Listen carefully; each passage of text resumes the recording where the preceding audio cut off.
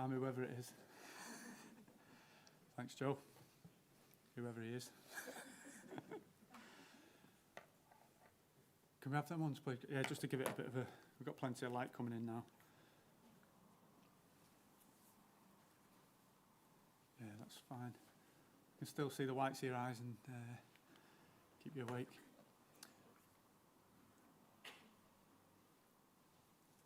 Okay. This is part 2. It sort of stands alone, really, to the previous presentation that we were looking at, the in between the testaments of the Old Testament and the New Testament. And really the purpose is just to build a little bit of knowledge, really, as we go into the New Testament, as to who the scribes are, the Pharisees, the Sadducees, the Sanhedrin, all those organisations, religions. They don't appear in the Old Testament. The synagogue isn't in the Old Testament. It starts off as, and it grows then even throughout the last 2,000 years. It becomes something slightly different. But that gap is about 400 years.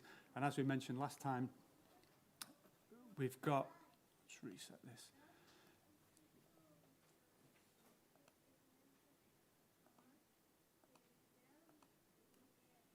Yeah, that's it, sorry. Yeah, even in the last 400 years from the King James Bible in the 1600s, we've still got, the amount of technology, all the different things that have changed the world. And between the Old Testament and the prophets and the rebuilding of the temple with Nehemiah, we go all the way through then to Jesus being born. And it's a different world to the one that was left in the Old Testament. So as we go through, we're just going to we looked a little bit of this last time, Jewish independence, John chapter 9, the dedication, as we go through. We're going to have a little more focus really on the Hasmoneans and where the point of these presentations really that we're trying to bring forward is where do we get the high priest from as well, and what does the word king mean in Judea at that time? Things that are relevant when we read the New Testament. So just as a bit of a recap, we've got the Greek Empire split in two with the Seleucids and the Greeks. We've got the land bridge between the two, which is Israel. We've got Mattathias, who went up to Modin and slew them when they said they went up towards him and tried to make him become part of the Greek Empire. He slew the emissaries, if you like, and then set up the revolt, eventually taking back the temple. So that was Mattathias we looked at last time. And then the rededication of the temple with Judas Maccabeus. Sounds like a song, doesn't it, that one? So that's really where we're going to start this evening. Then we had the Feast of Hanukkah, the lighting of the temple, and that's relevant because Jesus goes into the temple at the Feast of Dedication, so it just brings one verse to life there, if you like. So Jude, what's happened now? This moved them around. So Judas, from 167 to 160, he rededicated the temple in 164 BC.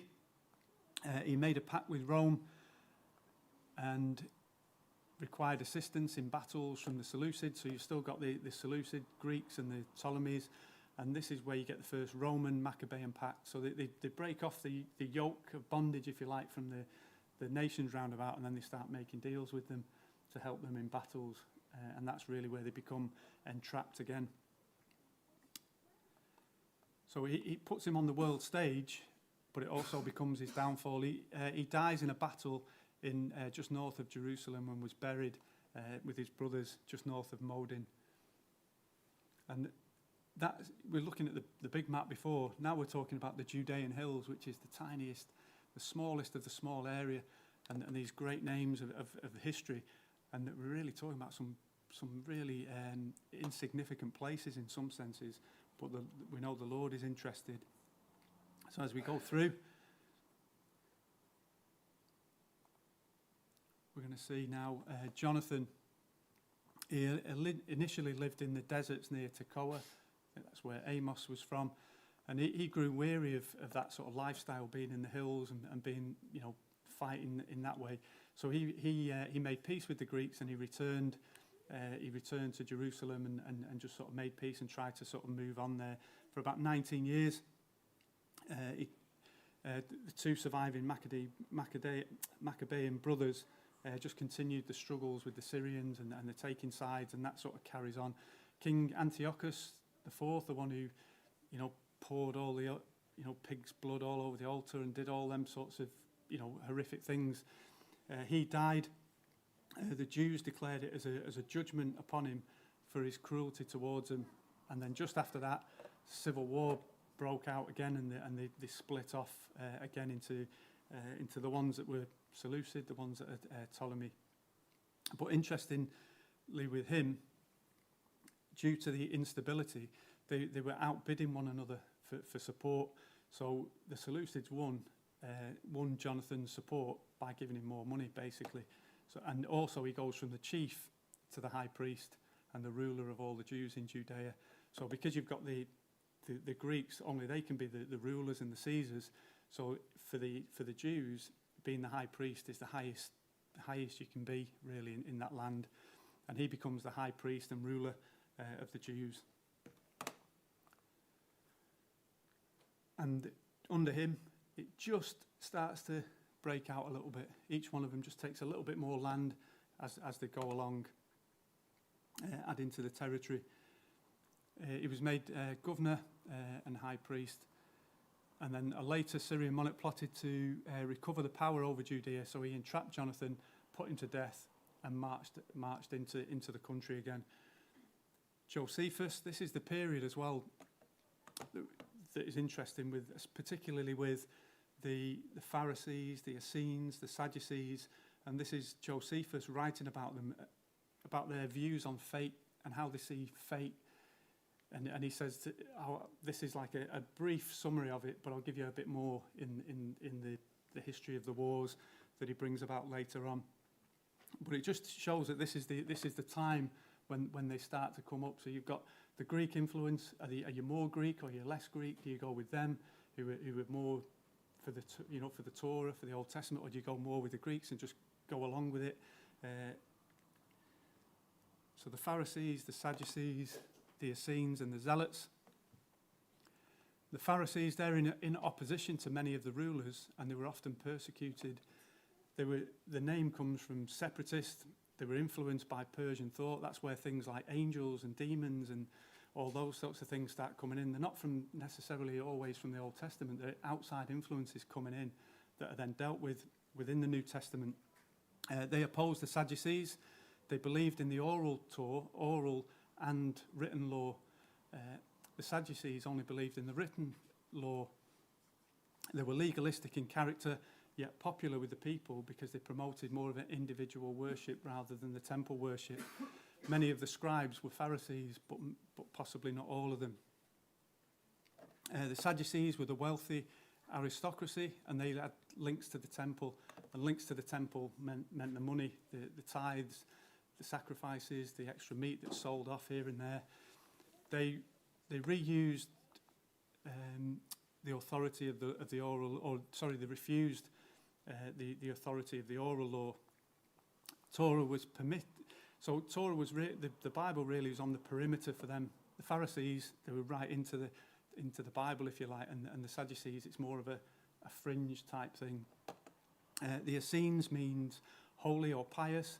They were stricter than the Pharisees and eventually moved off into Qumran and became other sort of sects around there, but essentially sort of removed themselves from society.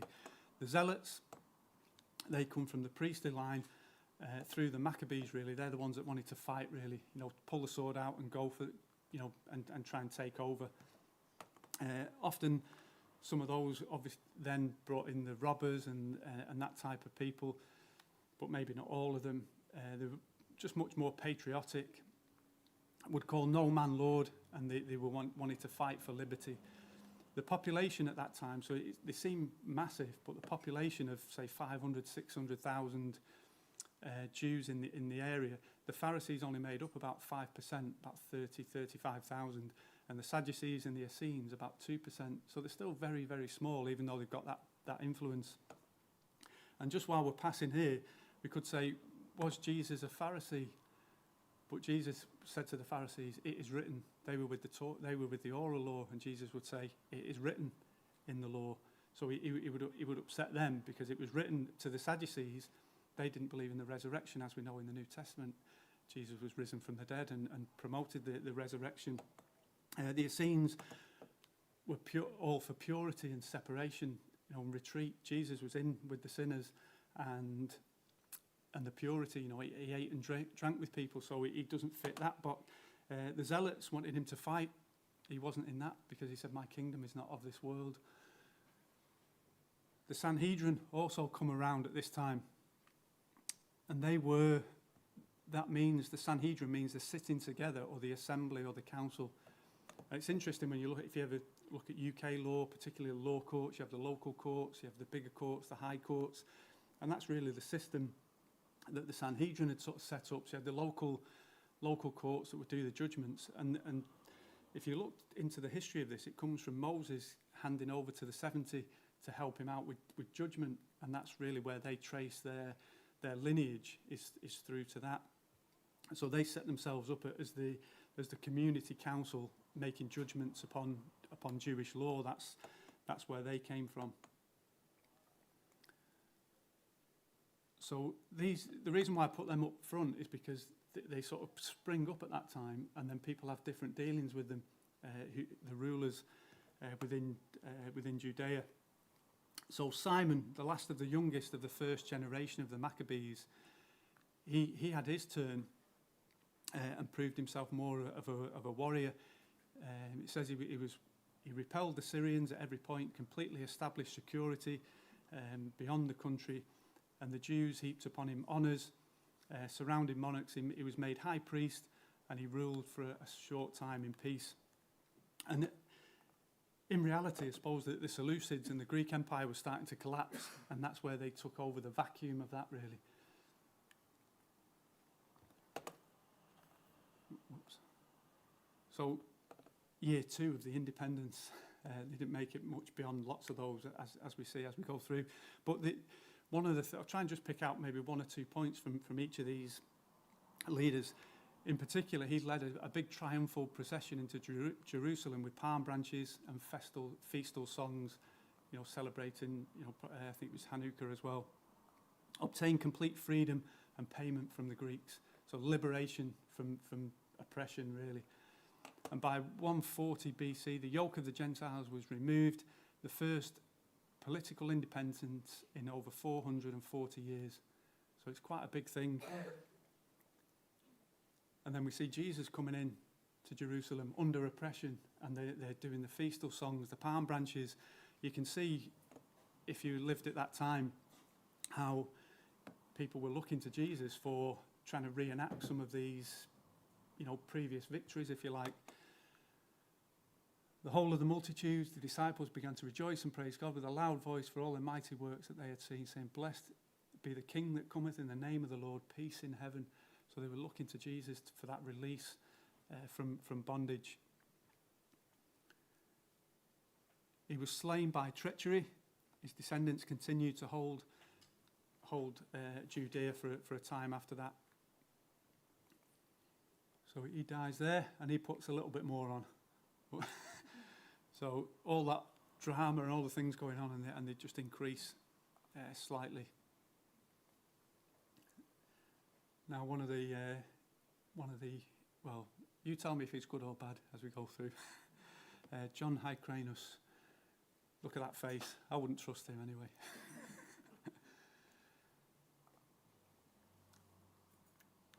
So he was a second generation Hasmonean, considered himself second Joshua, with a duty to conquer the land.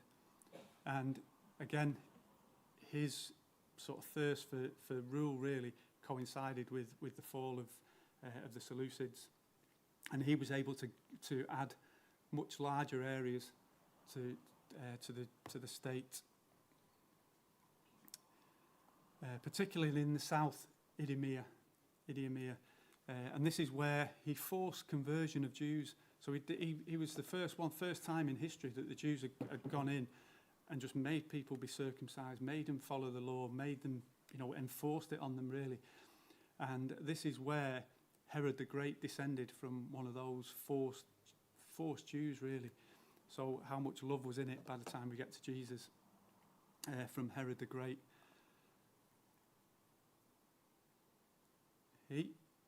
he really did put his stamp upon the land. He also destroyed the Samaritan temple on Mount Gerizim, destroyed all of that. And he initially supported the Pharisees, but due to a rift, there was a rumour, apparently at the time, that he went into King David's tomb and robbed all the stuff out of King David's tomb so he could pay mercenaries to go and gain more of the land. So he didn't have a particularly, he wasn't particularly welcome with those of the religious kind. So he criticised for using foreign troops. He was too Greek for many, and his claim to be high priest was challenged by a Pharisee. Hence, John's he then was with the Pharisees. Then he switched to the Sadducees. So he had them fighting against each other as well. This is at the time when the Essenes became disenchanted and they just sort of moved off to the desert to try and get away from it. Then we get Aristobulus, third generation. Although only ruling for a year, the reason why I put him up is because he took Galilee, the area, and some of these areas, you don't have to remember all of these, but as we go into the New Testament, all these little political divisions make a difference when Jesus is walking from place to place, and some of the things he says as we go through are really interesting.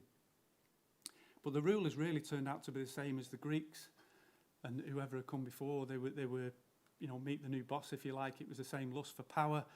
And Antiochus, he had his brothers killed. He had 3 other brothers imprisoned. He imprisoned his mother, who starved to death. Some forced circumcision in the Galilee as well. And also as well, for the first time, with the Jews, they'd been set free, and for the first time, he takes the title of high priest and king for himself. So he took the two. Josephus sort of praises him slightly for conquering some certain regions, but then this is where sort of Josephus starts to sort of write more negatively about the Hasmoneans.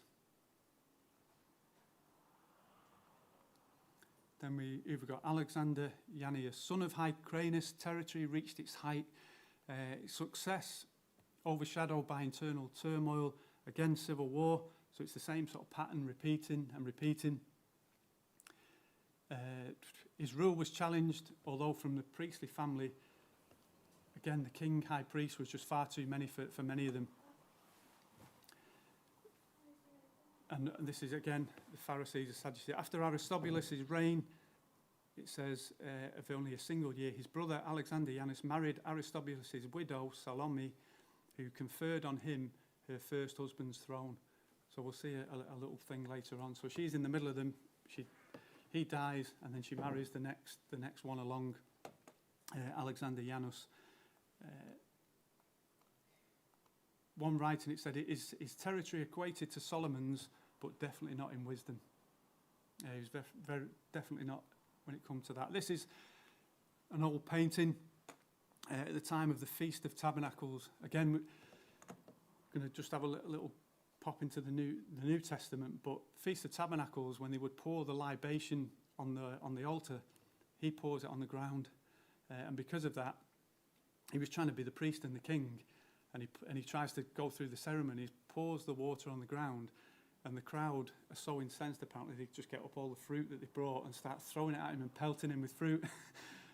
While he's sat up there, that's him up there, while he's sat up there drinking and eating and just, in sort of degradation, really.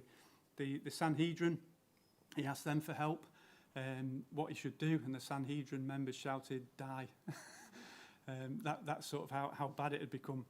So what he did was he ordered 800 of the Pharisees to be crucified at that point as well. So the Pharisees, after that point, become a little bit quieter, and they sort of disappear for a little bit out of the way.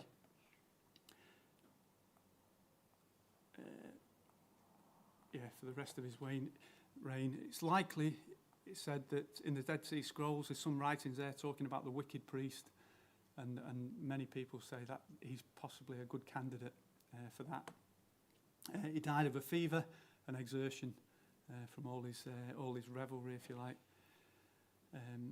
Throughout his rule, even though he was opposed to the Pharisees, on his deathbed, he apparently said to his wife, Alexandra Salome, he said, I think I've made a mistake. I think I should have sided with the Pharisees.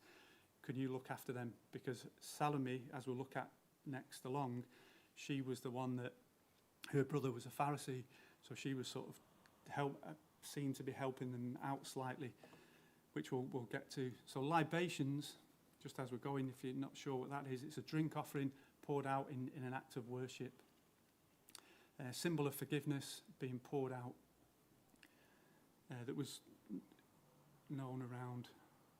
So when we get to Jesus, the great day of the feast, Jesus stood and cried, if any man thirst, let him come and drink. And he that believeth on me, as the scripture said, out of his belly shall flow rivers of living water.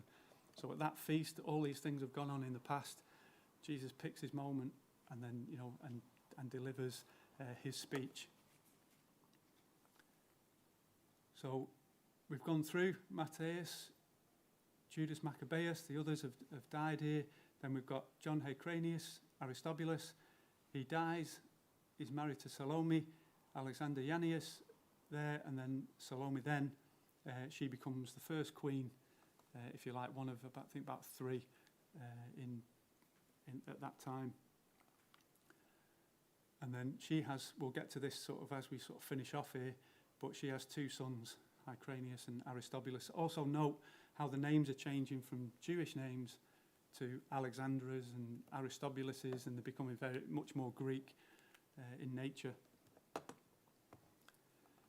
Her name means peace of Zion, and 19 years she ruled, and she did bring in quite a bit of peace in the time there. Hyrcanus was a pro-Pharisee, and he was appointed high priest. She was the queen, but she couldn't be the high priest. So she gives it to one of her sons. Aristobulus is pro-Sadducee, and he helps establish a fortress. And they're both appealing to Greece and Rome to fight the brothers, which is incredible when you go from the point where they're trying to throw off the yoke, and then all of a sudden they're asking other people to come and help them fight against their own people. So the Pharisees go from being tolerated to now being part of the ruling classes, if you like. They're brought up and then put on high again, if you like. And they also then start to get involved in the Sanhedrin as well, and the judgments that are coming about. So their influence then becomes much stronger at this time. Salome is quite good to know of in the fact that she was a promoter of education, and she also brought in a thing called the ketuvah, which is for a marriage contract for the women, and she brought that in so that there was a bit more of a bit more responsibility for the men, if you like. So she brought, she did some reasonable good things there. 19 years, and then we just start to come to an end shortly now. But in 63 BC, the two rulers, Hyrcanus and Aristobulus, vied for control. Aristobulus might have taken command, and Hyrcanus enjoyed the wealthy Idumean named Antipater. And he was the father of Herod the Great. So Hyrcanus has gone to him, he's helping him out. Herod is next in line, he's coming through. Antipater then persecuted Hyrcanus, and he took, he got sieges, got all sorts of things going on within the local area again.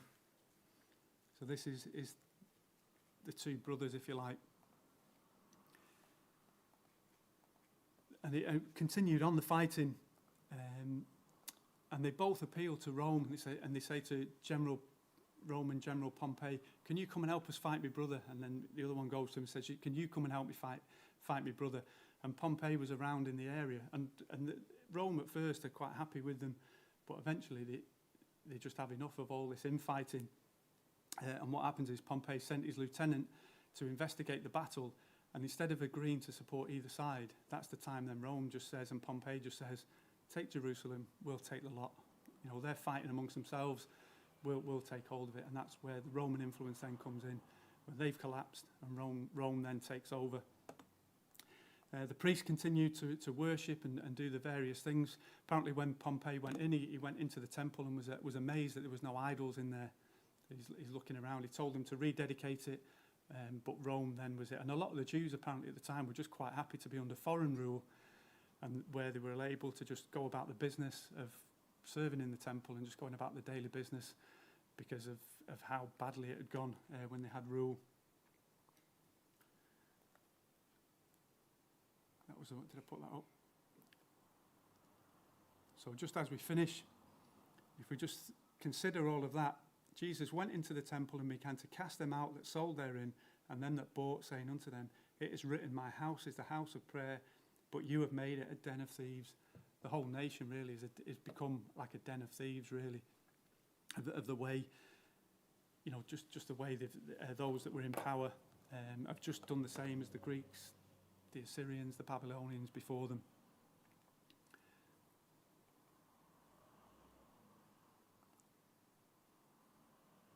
And it's no wonder as well, the scripture that comes to mind is when Jesus saw the city, it says, Behold, he saw the city and he wept over it, to see what had become of the chosen people. So next time, or just in summary really, it was a success in that it attributed faith to God. It's not and those writings are not in the Bible because, well, it's quite clear to see why they're not in there. But it did coincide with the collapse of the Seleucid Empire. There were 7 kings in about 10 years with the Seleucids, which opened it up. No foreign rulers to take control, allowed them to just go into the vacuum. And just the general turmoil of that stage, really. And then as we go into the next one, the aim, really, and the thread right through all of these, really, is to get to Jesus being in before Pilate and before the Sadducees and the Sanhedrin and the Pharisees, and just get to Jesus there and just paint that picture, really, of maybe how Jesus saw this, knowing all this has gone on, and how the people sort of saw it, and the disciples and the apostles after that, just to give a bit more of a layer to it. So the table has been laid. Hopefully something new here and there as we're reading through the scriptures. So we go from Salome here, and next time I think Herod gets his own because we think Hyrcanus was bad.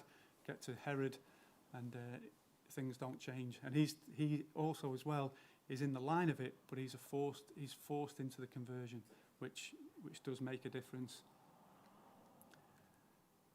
Any questions? Okay, lights please, Granville. See how many casualties we've got.